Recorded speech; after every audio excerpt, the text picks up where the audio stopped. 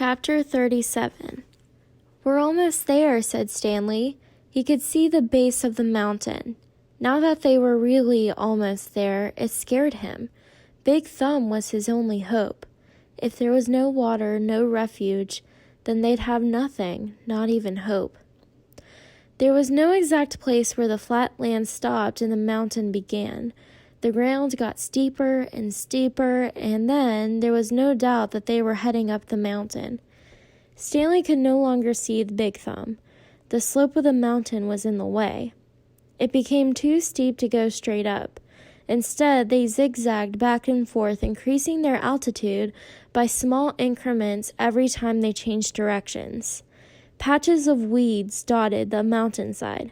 They walked from one patch to another, using the weeds as footholds.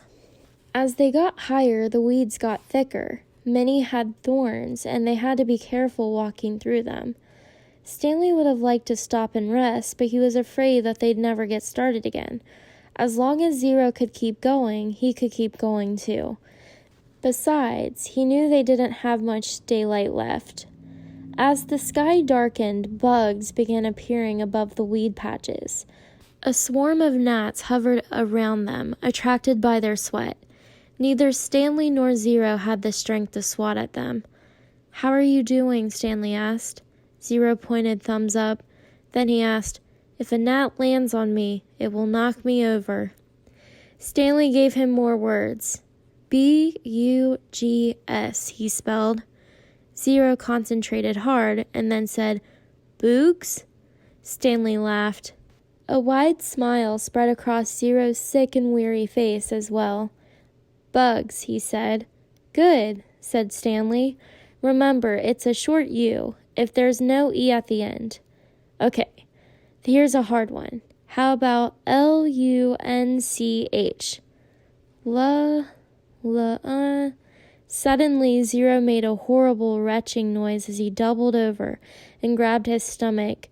His frail body shook violently, and he threw up, emptying his stomach of the sploosh. He leaned on his knees and took several deep breaths. Then he straightened up and continued going.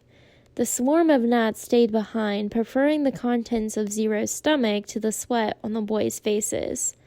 Stanley didn't give him any more words, thinking that he needed to save his strength.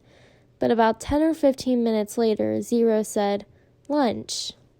As they climbed higher, the patches of weeds grew thicker, and they had to be careful not to get their feet tangled in thorny vines. Stanley suddenly realized something. There hadn't been any weeds on the lake. "Weeds and bugs," he said. "There's got to be water around somewhere. We must be getting close." A wide, clown-like smile spread across Zero's face. He flashed the thumbs-up sign, then fell. He didn't get up. Stanley bent over him. "Come on, Zero," he urged. "We're getting close." "Come on, Hector. Weeds and bugs. Weeds and bugs." Stanley shook him. "I've already ordered your hot fudge sundae," he said. "They're making it now." Zero said nothing.